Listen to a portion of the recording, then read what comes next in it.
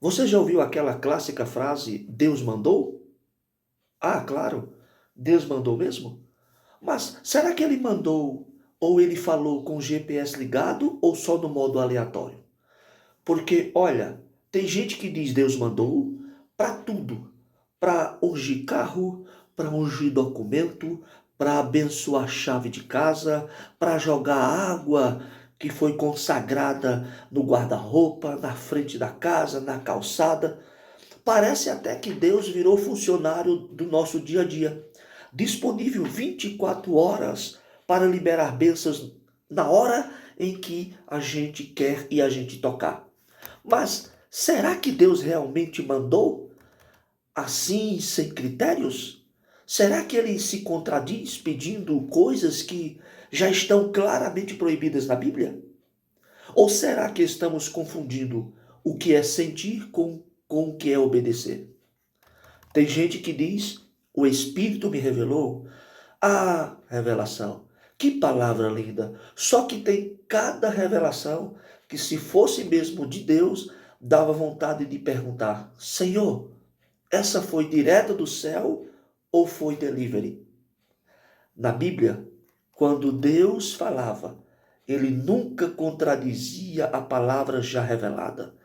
Ele não pedia para a gente ignorar princípios claros só porque a gente teve um sentimento forte ou ouviu uma voz.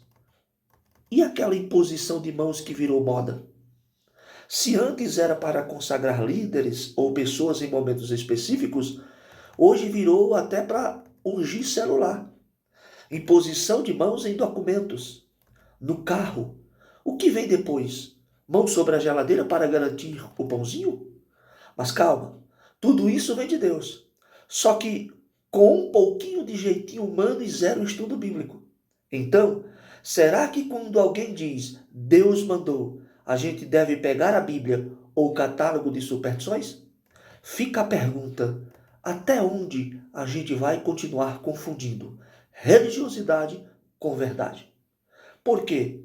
Se tudo o que Deus mandou é levado sem exame, aí sim o problema é sério. Nos últimos tempos, temos visto crescimento preocupante de práticas realizadas em nome de Deus.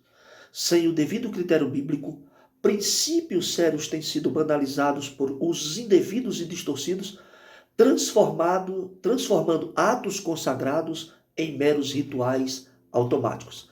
Então, entre esses exageros, destaca-se imposição de mãos, que nos dias bíblicos era feito com oração, discernimento sob direção clara de Deus, como um ato solene de consagração, bênção ou reconhecimento de um chamado.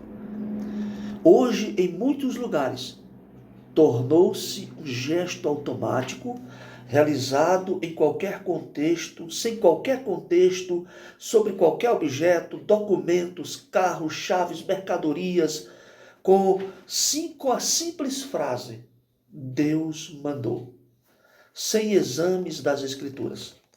Então, surge a pergunta: como é que eu faço para refutar ou para ter critérios para entender essa questão, Lidel, do Deus mandou? Primeiro, você tem que avaliar tudo pela palavra de Deus. 1 Tessalonicenses capítulo 5, versículo 21 e 22 diz assim: examinai todas as coisas, retendo o que é bom, e abster-se de toda forma de mal. Isso é o que Tessalonicenses 5, 21 e 22. Ele pede para que a gente examine todas as coisas, reter o que é bom e abster-se de toda forma de mal. Então, a validade de uma prática não está no costume, mas na sua conformidade com a Escritura. Porque virou agora moda. Todo culto tem uma imposição de mão, todo culto tem algo novo, sabe? Uma novidade, uma revelação diferente. Então, tudo tem que ser analisado à luz das Escrituras. Primeiro ponto. Segundo, reconhecer que o poder é de Deus, não do ato. Atos 3,12 vai mostrar que Pedro, ele dizendo que não foi por poder ou piedade própria que o milagre ocorreu, mas pelo nome de Jesus. Então, ou seja, o que você tem que olhar e valorizar é reconhecer que o poder é de Deus, não do ato. Então, não estou dizendo que Deus não possa mandar fazer isso, tá? Ele pode, desde que não contradiga as Escrituras, a sua palavra, e desde que não vire uma doutrina, algo que virou costume, tá? Onde o reconhecimento está no ato e não no poder de Deus. Terceiro, resgatar o sentido bíblico da imposição de mãos. Em Hebreus 6:2, você vai ver uma lista ali que a imposição de mãos ela é lista como doutrina fundamental, não como gesto corriqueiro como a gente está vendo aqui. Porque hoje está sempre ligado a ministério, consagração, oração específica e nunca como atalho espiritual. Então, biblicamente, a consagração, a imposição de mãos estava sempre ligada ao ministério, à oração, consagração específica e não como atalho ministerial ou um atalho espiritual. Hoje é um atalho espiritual, a banalização que a gente está vendo. E outra, a imposição de mãos não era colocado sobre tudo da forma que a gente está vendo, tá? 4. Evite atribuir a Deus o que é humano. Jeremias capítulo 23, 31, 32, né, diz que Deus condena aqueles que dizem, ele falou quando Deus não falou. Então usar a frase, Deus mandou sem confirmação bíblica, é tomar o nome de Deus em vão, conforme Êxodo 20, capítulo 20, versículo 7. Então o problema você quer fazer isso? Faça, mas não use o nome de Deus. Não diga que Deus mandou quando Deus não mandou. Porque você está errando quando diz que Deus mandou e você não manda. Então, qualquer prática espiritual, ela deve nascer do temor do Senhor e do conhecimento das Escrituras. Não de costumes e pressões culturais. Por quê? A fé genuína, ela não precisa de exageros para ser poderosa, pois é a obediência à palavra que manifesta a glória de Deus. Muitos vão defender a imposição de mãos ou unção indiscriminada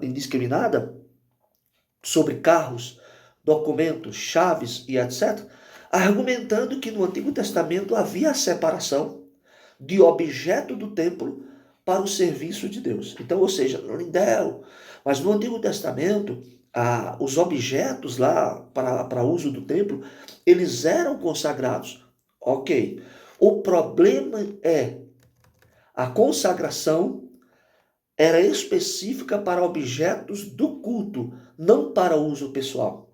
Então, no tabernáculo e no templo, Deus ordenou que imóveis, utensílios e instrumentos fossem ungidos e santificados porque fariam parte do serviço consagrado. Isso está em Êxodo capítulo 30, versículo 26 e 29. Agora, esses objetos não eram para abençoar o povo em geral, mas para uso exclusivo no culto. Então, quando eu transporto essa prática para bens de uso particular, eu estou distorcendo o sentido original que Deus deu para os objetos ali no uso do tabernáculo e do templo. Então, cuidado com isso. No Novo Testamento não há templo físico, nem utensílios consagrados ou sagrados. 1 Coríntios capítulo 3, 16, 6, 19, diz que o crente, ele é o templo do Espírito Santo.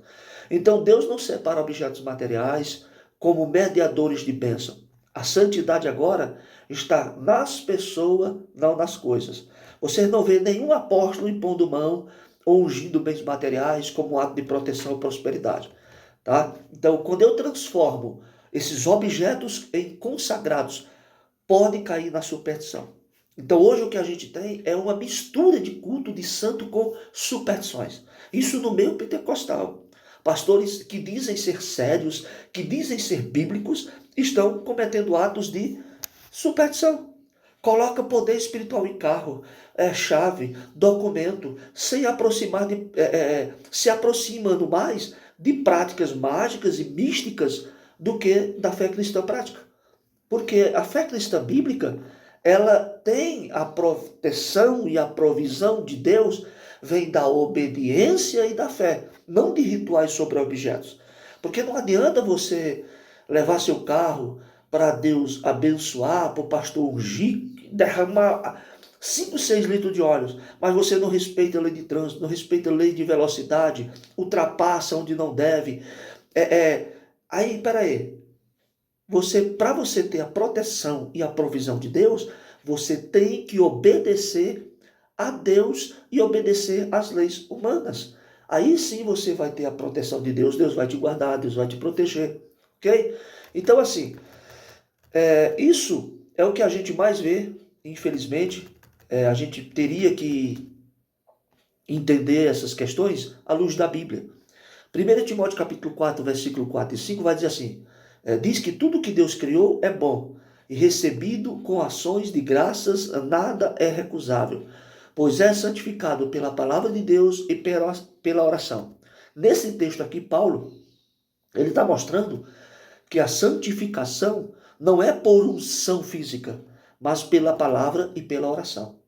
Então eu não preciso, que eu quero, como é que eu digo, santificar, separar algo, eu não preciso derramar óleo, eu não preciso impor mão, simplesmente eu oro e pela palavra.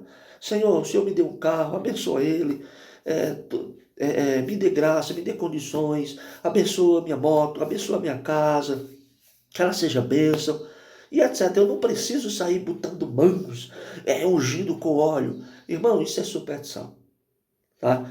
Isso é superstição. E outra coisa, nós temos também hoje um problema do subjetivismo religioso.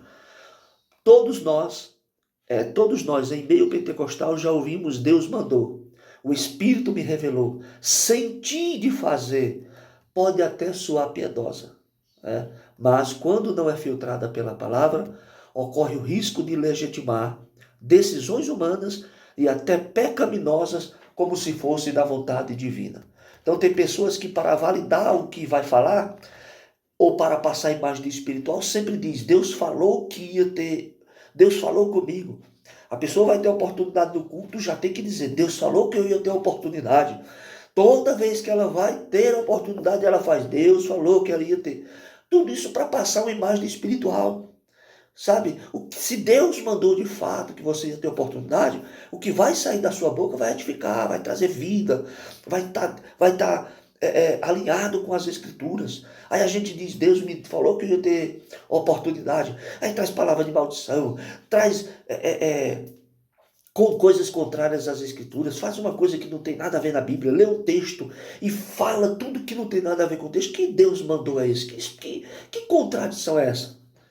Tá? Então, ou seja, toda vez que a pessoa vai ter oportunidade, ela fala, Deus mandou. Outros já falam assim, Deus me deu um texto e estava meditando nele, aí quando essa pessoa foi pregar, ou quando ela está tendo a oportunidade, ela começa a falar assim, aí Deus me deu um texto, eu estava meditando nele, e aquilo, aí eu fui perguntando para papai, e isso, e aquilo. E quando abre a boca, irmão, fere princípios bíblicos da exegese, do contexto, faz a aplicação errônea, que o texto não permite. Outro exemplo, Deus mandou sentir de fazer. Isso tem muita aparência de piedade, mas devemos saber se é de Deus. Porque qualquer prática espiritual devem nascer do temor do Senhor e do conhecimento das Escrituras. Não adianta, não de costumes, expressões culturais. A fé genuína não precisa de exageros para ser poderosa, pois é a palavra que manifesta a glória de Deus. Na Bíblia, toda vez que você vai ver na Bíblia ali, Deus dizendo, Deus mandando fazer, essa direção nunca contrariava princípios revelados na palavra de Deus. Olha a preocupação de Paulo com essa questão, que ele diz assim, Gálatas capítulo 1, versículo 8, eu vou ler para você.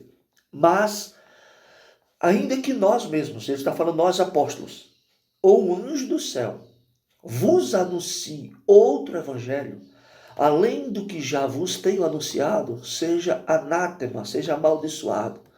Por que Paulo? Qual é o contexto de tudo isso? Vamos entender? A igreja da Galácia, ela estava sendo influenciada por pregadores que misturavam o evangelho de Cristo com as exigências da lei e de Moisés, principalmente a circuncisão, como se fosse necessária para a salvação e para fundamentar. Eles diziam assim, ó, essa prática. O que é que os mestres estavam fazendo? Olha, começavam a ir nas igrejas e pregar. Olha, quando na ausência dos apóstolos, tá? E a liderança, vendo aquilo, começou a fazer perguntas, escrever para os apóstolos, perguntar para os apóstolos, chegou ao conhecimento dos apóstolos, principalmente de Paulo. Paulo agora escreve, mostrando que isso é a maldição. Isso é maldição. Isso não é evangelho. O que ele está dizendo é, olha, se vocês querem ser salvos, gentios, vocês têm que se circuncidar e guardar toda a lei de Moisés. Porque quem falou isso para nós foi um anjo. O anjo veio até nós, falou que esse complemento ele é fundamental. O anjo falou para a gente que vocês têm que guardar a lei de Moisés, principalmente a circuncisão. Então, Paulo, logo no início da carta, ele já expressa esse espanto, dizendo: estou admirado de que tão depressa estajais passando daquele que vos chamou da graça de Cristo para outro evangelho, o qual não é outro. Esses outros evangelhos não eram completamente diferentes, só que o que era esse outro evangelho que Paulo está dizendo? Esse outro evangelho não era diferente. Eles pregavam o que Paulo pregava, que Cristo salva, que tem que santificar. Mas eles tinham complementos ou alterações sutis. É aí que está o problema. Hoje, qual é a alteração? Você tem que pagar o preço para ser salvo. Você tem que se santificar para ser salvo. Você tem que, irmão, tem que orar para ser salvo. Irmão, você tem que, não pode faltar nenhum culto, porque se você faltar no culto, você não é salvo. Corre o risco de perder a salvação. Eu vou gravar outro vídeo sobre isso, tá? Só que essas alterações sutis têm uma mistura de graça mais obras, o que na prática não anula a graça. Gálatas capítulo 2, versículo 21, depois você leia. Então, por que essa advertência de Paulo é tão forte? Primeiro, Paulo está querendo proteger a pureza do evangelho. O evangelho que Paulo pregou foi recebido por revelação direta de Cristo e não de anjo. Está lá em Gálatas capítulo 11 e 12. Qualquer alteração vinda até de um apóstolo ou de um anjo, é isso que ele está dizendo. Olha, ainda que eu, Paulo, ou um de nós apóstolos aqui, ou um anjo, traga alguma alteração, algum complemento, vai comprometer a salvação. Porque o poder de Deus age somente no evangelho verdadeiro. Romanos capítulo 1, versículo 16 vai dizer que o evangelho é o poder de Deus para a salvação de todo aquele que crê. Segunda coisa, Paulo rejeita a rejeição da autoridade humana ou angelical acima da revelação. Paulo está dizendo, rejeitem qualquer autoridade humana. Pode ser bispo, pode ser o seu pastor, pode ser o meu pastor, pode ser um anjo. Ainda que ele tenha essa autoridade. Ele tem autoridade, mas a autoridade dele não está acima da revelação das Escrituras. Eu sempre costumo dizer que quando o pregador, o pastor, está com o microfone na mão, é a vez dele. Ele pode falar o que ele quiser. Ele pode afirmar o que ele quiser. Ele pode dizer, condenar todo mundo que vai para o inferno e etc. Que ninguém vai ser salvo, que só... Ele pode, meu irmão, você pode dizer o que você quiser. O microfone está com você, a vez é sua. Só que eu não vou rejeitar a autoridade da revelação de Deus, das Escrituras, por causa da sua autoridade. Você tem autoridade, como pastor está autoridade sobre mim, bispo e etc. Mas os anjos, mas vocês não têm autoridade para estar acima da revelação ou acima das Escrituras. Paulo deixa claro, ninguém tem autoridade de mudar a mensagem, nem ele próprio. Ele já está dizendo, olha, vocês estão permitindo que esses falsos apóstolos, esses falsos mestres, anulem a mensagem, mudem a mensagem. Eles não podem. Paulo está preservando a igreja contra heresias baseadas em experiências espirituais, não confirmadas pela palavra, conforme 2 Coríntios 11, 14. Então, o próprio Paulo vai dizer que o Satanás, ele se disfarça de anjo de luz. Mas, observe, interessante também, É quando ele fala assim sobre anátema. O sentido de anátema significa amaldiçoado sob condenação de Deus. O que ele diz assim, seja anátema, seja amaldiçoado, ou seja, já está condenado. Receba a condenação de Deus, porque você está pervertendo o evangelho. Então, a gravidade aqui é mudar o evangelho e tocar no fundamento da salvação. É quando você tira Cristo do centro. Irmão, a salvação é pela fé em Jesus. E o salvo, por ser salvo, por ter o Espírito, ele se santifica, tá? Não precisa impor medo. O salvo, ele não tem medo de cara feia, sabe? O que é que o Paulo vai dizer? Paulo vai dizer que nada nos separa do amor de Deus. Aí alguém vai dizer assim, do amor de Deus nada nos separa, mas nós podemos deixar de amar a Deus. O salvo não. O salvo nunca deixará de amar a Deus. O salvo nunca perderá a sua fé, nunca perderá a sua salvação. Isso também eu vou gravar outro vídeo, e fique de olho aí, porque um vídeo vai chamando outros. Alguns até colocam Cristo no centro, mas pregam pagar preço para a salvação. Eu nunca vi isso, Eu nunca vi isso, meus irmãos. Dizer, olha, que Jesus é o centro, mas você precisa pagar o preço. Eles interpretam textos como caminho estreito, porta larga, carregar sua cruz, se santificar, ser de santos. Eles interpretam todos esses textos à luz do legalismo. Eles olham para esse texto, o salvo ele tem que se santificar. Sem santificação ninguém verá Deus, isso é fato. Mas eles olham para esse texto à luz do legalismo. O legalismo segue esses homens. Eles não querem ser passados, se passar por legalistas, mas são legalistas. Um legalista, todo legalista, ele diz que ama Deus, põe Cristo no centro, mas ele sempre diz que tem que pagar um preço para ser salvo. Tem que pagar um preço. Aí ele chega estufa no peito. Irmão, eu pago um preço para ser salvo. Você não paga preço nenhum, meu irmão. Pedro diz que não foi com ouro ou prata que fomos comprados, mas foi pelo precioso sangue de Jesus.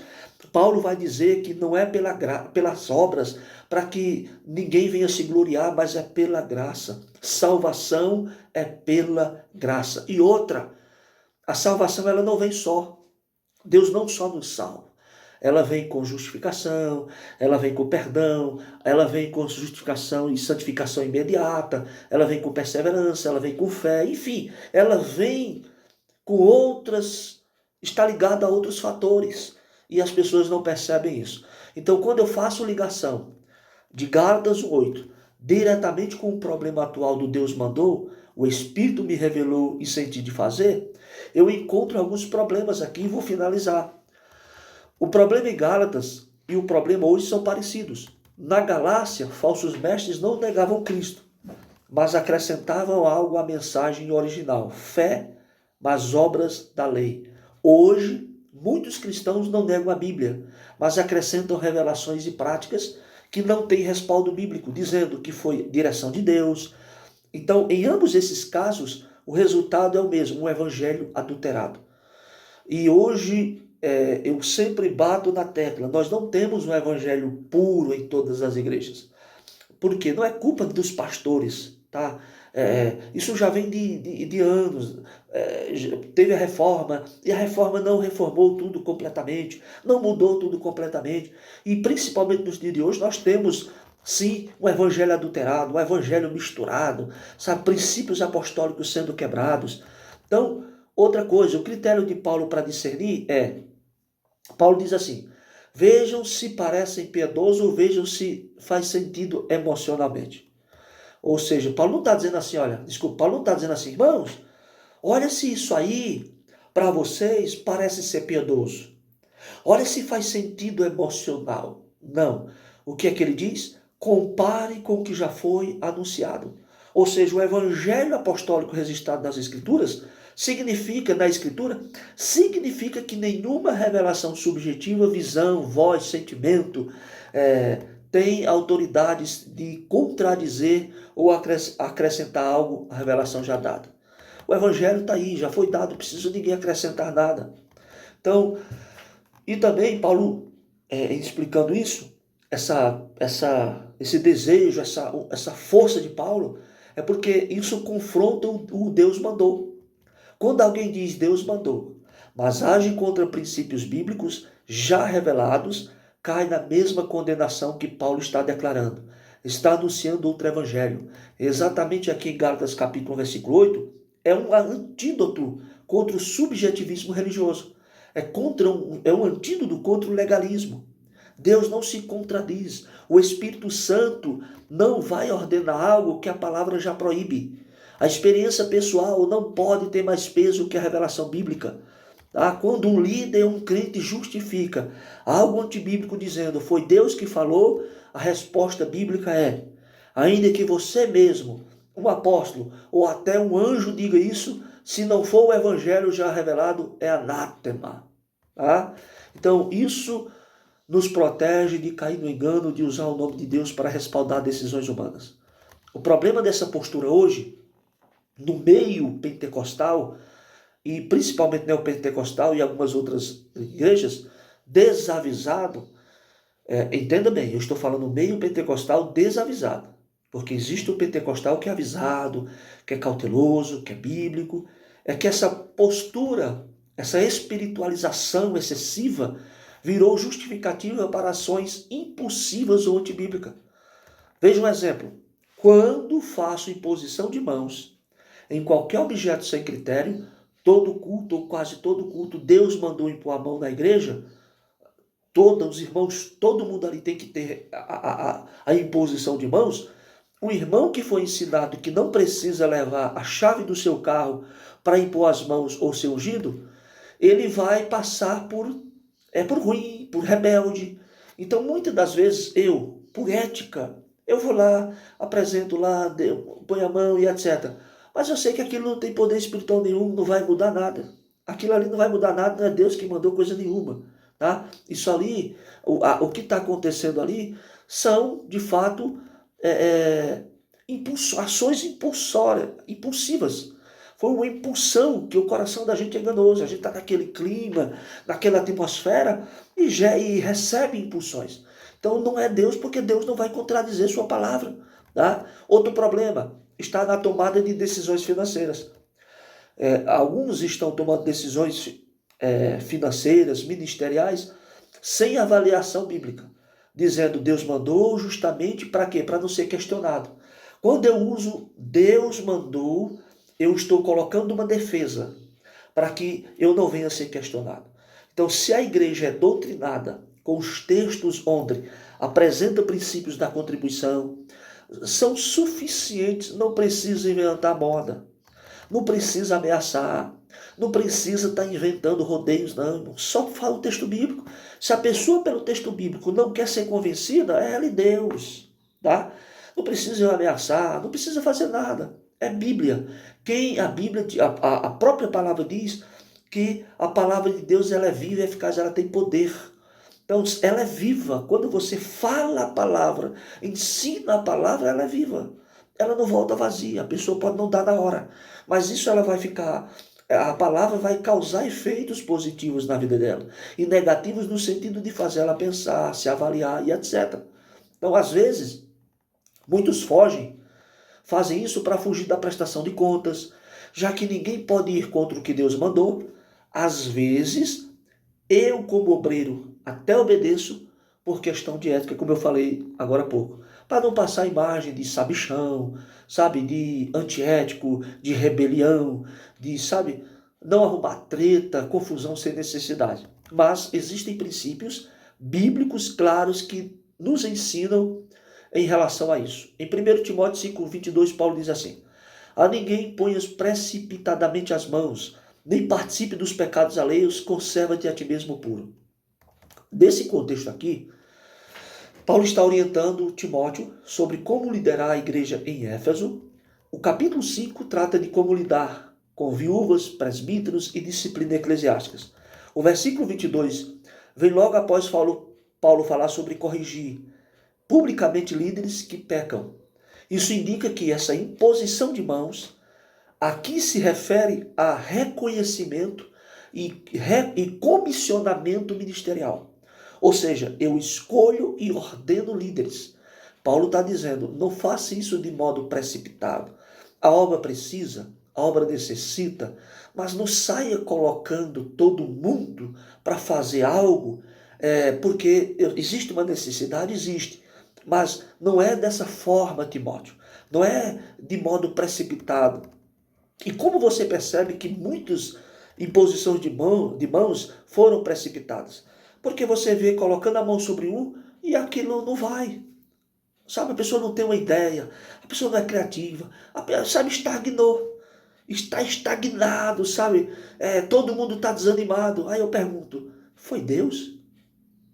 Ou foi uma precipitação humana? Então vamos analisar com calma, gente, vamos ter paciência. Por quê? Paulo alerta contra a pressa. Primeiro, evita ordenar pessoas imaturas ou indignas. O que tem de pessoas que não têm.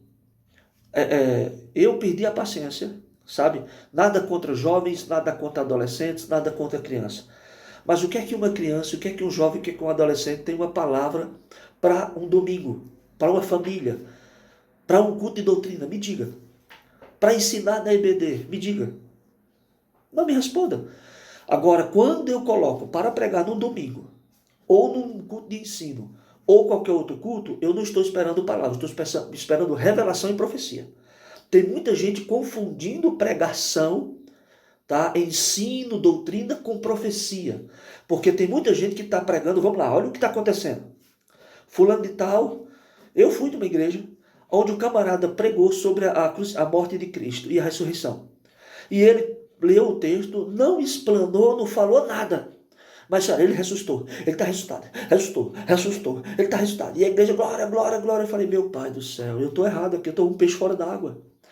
Sabe? Aí o camarada começa a pregar, daqui a pouco ele não fala, ele fala um pouquinho do texto, fora de contexto, mas fala e começa. E Deus vai abençoar. Eu vejo Deus abrindo casa, eu vejo Deus fazendo isso. É profecia, isso não é pregação. E a igreja, glória, pregou demais, não pregou.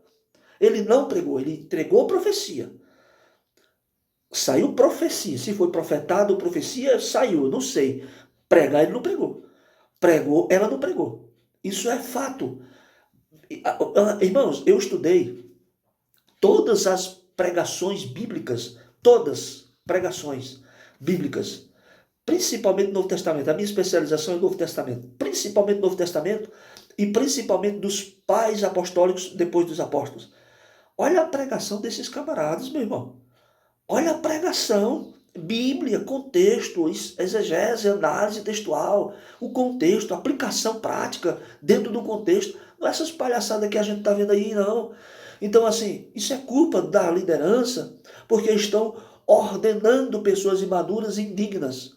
Ordena alguém sem prova de caráter, sem doutrina sólida. Isso vai colocar a igreja em risco. O camarada está lá pregando, trazendo doutrina, mas não sabe explicar a doutrina da salvação, não sabe explicar nada de soteriologia, não sabe em que a igreja acredita, não tem mais a disciplina para obreiro.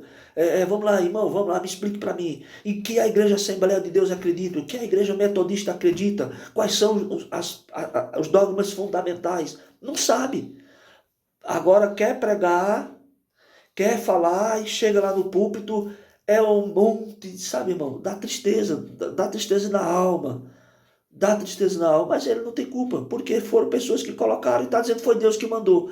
Como que Deus mandou para não ser contrariado, né? A gente aceita, tá? Então, o líder imaturo, ele pode cair em erro e arrastar outros consigo. A igreja tem que ser doutrinada solidamente. Tem que ter uma doutrina sólida. Segundo, responsabilidade compartilhada. Não participe dos pecados alheios. Significa que se Timóteo reconhecesse e ordenasse alguém despreparado, Timóteo também seria moralmente responsável pelos erros dessa pessoa. Ora, se eu coloco uma pessoa, tá? Se eu coloco uma pessoa que tem problema com dinheiro, para cuidar de dinheiro, o problema é de quem? Eu vou ser responsável, o pastor vai ser responsável, o líder vai ser responsável. Tá? Então, assim, isso são exemplos. Então, a imposição de mãos era uma confirmação pública e participar dela era atestar a idoneidade do candidato. Ou seja, Timóteo, não seja apressado. Mas quando você coloca, chama a pessoa publicamente, você está atestando, dizendo, ó, esse é idôneo, esse tem base, esse tem doutrina sólida, esse tem caráter. Ninguém está falando de perfeição, de que não vai pecar. Não é isso, tá? Mas principalmente esse aqui tem comprometimento comunitário, comprometimento bíblico, comprometimento eclesiástico e etc. Tá? Proteção da pureza ministerial. Conserva-te puro aqui não é apenas pureza moral, mas também pureza de consciência. Não aprovar algo que Deus reprova. Então, fazendo aplicações aqui, Paulo está dizendo, não consagre, não recomende e não dê autoridade a ninguém sem discernimento e prova de caráter. Então, essa instrução confronta diretamente a prática moderna de impor as mãos, em massa, sem avaliação, apenas porque Deus mandou ou porque apareceu ou porque parece espiritual. Isso esquece. Então, assim como na época de Timóteo, o excesso de pressa e falta de exame pode levar a erros graves e à participação indireta no pecado. Aí, olha o que é que João vai dizer, amados, não creia em todo homem que ensine e prega, mas provai se são de Deus. Em outras traduções, não, amados, não creia em todo espírito, né? Algumas traduções. Então Deus, ele nos deu discernimento e a palavra como filtro. Se algo é realmente de Deus, vai estar em conformidade com a Bíblia, vai produzir fruto de justiça e edificação. Resumindo, nem tudo que alguém diz Deus mandou, realmente veio de Deus. Muitas das vezes é emoção, tradição, pressão ministerial, que está sofrendo aqui, aquela pressão no momento, sabe, o desejo de ver, de crescer, de acontecer, e começa a inventar um monte de coisa. O espiritual verdadeiro não exclui a responsabilidade de julgar e examinar. Essa é uma das marcas do espiritual verdadeiro. Ele não se coloca acima do exame bíblico, nem foge da avaliação da comunidade de fé. Então, na Bíblia, quando Deus realmente falava ou agia por direção de Deus, nunca era isento de ser julgado ou provado. E os verdadeiros servos aceitavam essa verificação. Olha só, irmão, é aqui que também está alguns problemas. Princípios bíblicos, olha só. A profecia deve ser julgada. E falem 2 ou 3 profetas e os outros julguem. Paulo não diz que julgamento é falta de fé, mas que é parte da ordem de Deus para a igreja. Então, no culto, oh glória, no culto, irmão, todo mundo só lê, no culto tem que ter doutrina, palavra e etc, né? No culto também tem que ter julgamento. Você sabia disso? No culto tem que ter julgamento. Então, toda vez que o pastor, que o pregador, que o doutrinador, quem quer que seja, entrega uma profecia, ou prega uma palavra, ou faz uma afirmação, ela está fazendo a afirmação e os outros estão ouvindo e julgando. Peraí, está de conforme com as escrituras? Peraí, isso que o pastor está falando, isso que o irmão Lidel está falando, rapaz, eu li aqui, não tá de acordo. Tudo bem, ele está na vez dele, mas isso aqui não, isso aqui é uma pressa dele, é algo emocional dele, mas não está de acordo. Então isso aqui eu não aceito. É por isso que tem muitas das vezes o legalista, ele quer colocar a opinião dele na goela abaixo do povo, quer que o povo obedeça a essas imposições dele, sendo que o povo está julgando e está vendo que não é dessa forma. Acorda, vamos despertar líderes, obreiros, pastores, pregadores, profetas. Vocês também têm que ser julgados. Você quer falar? Ok, entenda, você falou, agora a igreja vai julgar se isso é verdade, se vem de Deus, se não vem, aceite. Isso faz parte do culto. Tá? O culto não é só doutrina, louvor, não, é ser julgado também. Porque o pastor quer falar tudo, o pregador quer falar tudo, mas não quer ser julgado, não quer ser analisado. Não estou dizendo que ele vai ser julgado e alguém vai levantar a mão e vai atrapalhar, não. Mas opa, isso aqui não. Depois, eu numa oportunidade, vou procurar o meu pastor, vou procurar saber disso, e acha ruim. Nossa, eu acabei de pregar e o irmão veio perguntar para mim, atribulado. Não, irmão, isso faz parte do culto. Você tem que louvar a Deus que tem ovelhas, que tem membros que estão com sede, que quer entender a palavra. E que está dando uma direção para você. Pastor, cuidado, nós estamos ouvindo, nós estamos julgando. Revelação não substitui a escritura. A lei e ao testemunho, se eles não falarem segundo esta palavra, nunca verão a alva. Isaías 8:20 diz. Se algo contradiz a palavra, não importa quem disse ou com que emoção falou. Está contradizendo, eu não aceito, não entra no meu coração, eu não abraço, eu não selo isso sobre a minha vida. O teste dos espíritos ou dos homens de Deus, que se dizem de Deus, amados, não creiais a todo homem, mas provais se são de Deus. 1 João capítulo 4:1. Isso significa que sentir ou achar que Deus falou não é suficiente. É preciso submeter ao teste bíblico. Se Deus mandou, coloco-me automaticamente sob exame. A comunidade tem o direito e o dever de confrontar e confirmar se isso está em harmonia com a palavra. Reagir mal às críticas revela que talvez a motivação não seja o Espírito Santo, mas orgulho pessoal ou desejo de preservar uma imagem espiritual. As pessoas estão muito preocupadas em uma imagem espiritual de ser um santarrão, sabe? Você vê, termina o culto, a pessoa vai ter a oportunidade, vem com aquele arrogância espiritual, sabe? Ela fica no canto dela. Tem gente que, meu irmão, olha cada coisa. Falta Bíblia, falta ensino, falta doutrina. Na igreja primitiva, até profetas reconhecidos se sujeitavam ao julgamento. Leia Atos capítulo 11 lá, meus irmãos. Versículo 27 ao 30, depois o 21, 10 ao 14. Quem realmente é guiado por Deus não teme ser examinado, porque sabe que a verdade de Deus vai se confirmar. O que foi que Elias fez? Sobre a minha palavra não choverá. Ou seja, reuniu os profetas, o Deus que responder com fogo, ou seja, pode examinar, é Deus que está falando, fica tranquilo. Então, como é que a igreja deve proceder? Primeiro, compare com a palavra de Deus. O critério final e soberano é a Escritura. Toda declaração, direção deve ser confrontada com o ensino bíblico claro e histórico. Se contradiz ou acrescentar algo que não está nas Escrituras, deve ser rejeitadas. Gálatas 1:8-9. Busque confirmação comunitária. A igreja, em seus líderes e membros maduros, deve examinar coletivamente as alegações, as afirmações.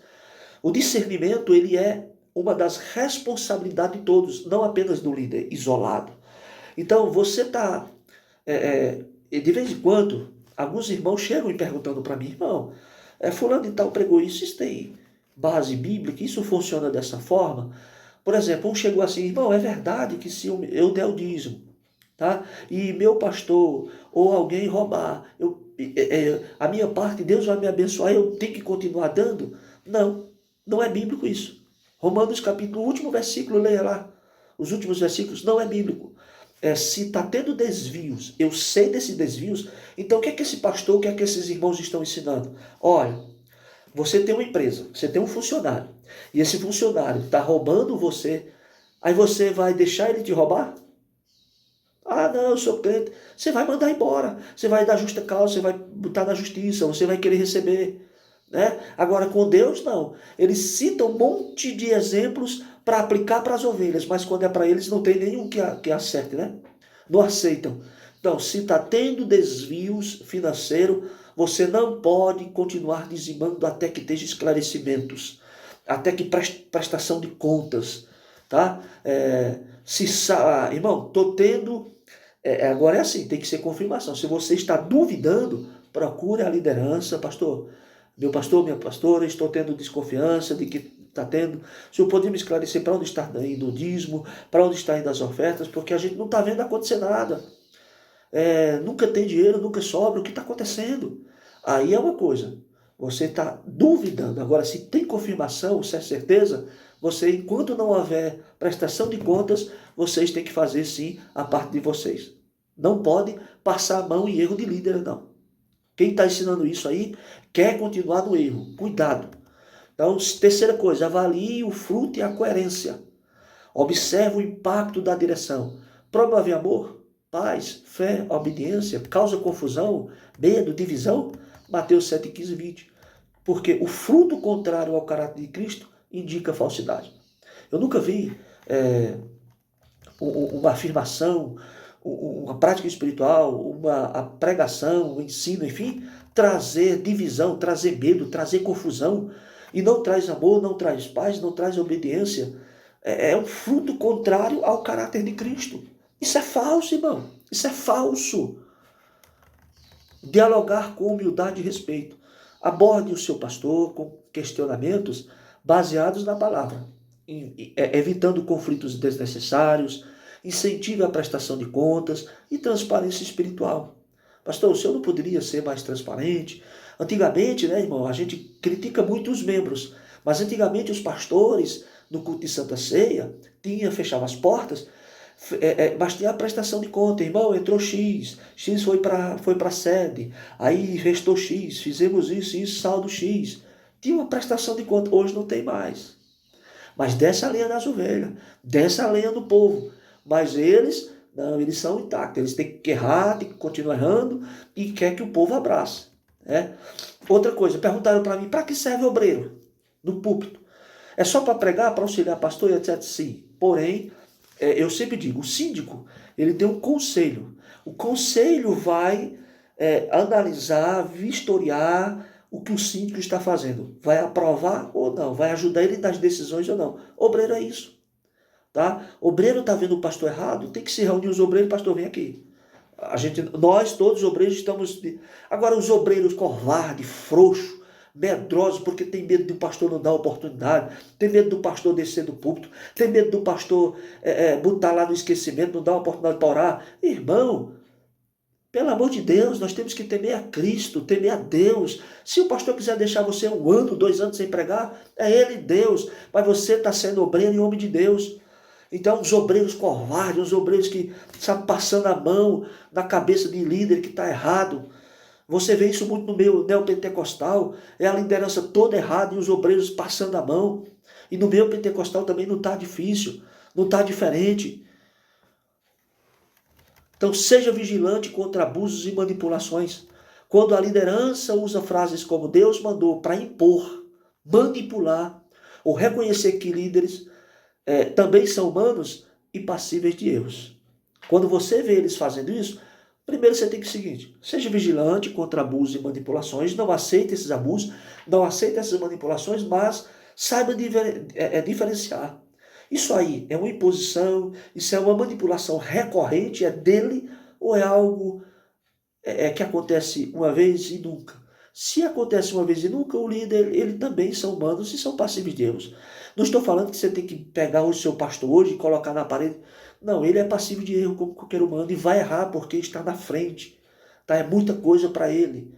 A gente está falando aqui de um tema específico. Tá? Então, resumindo, a igreja deve agir como uma comunidade vigilante, crítica e amorosa, preservando a verdade e evitando o subjetivismo que pode levar ao engano. A verdade bíblica é o alicerce e o filtro para tudo que se diz ser direção de Deus. Deus em Cristo abençoe vocês. Compartilhem, comentem, indiquem esse vídeo. Essa é a pregação, é um estudo do irmão Lidel, sem púlpito.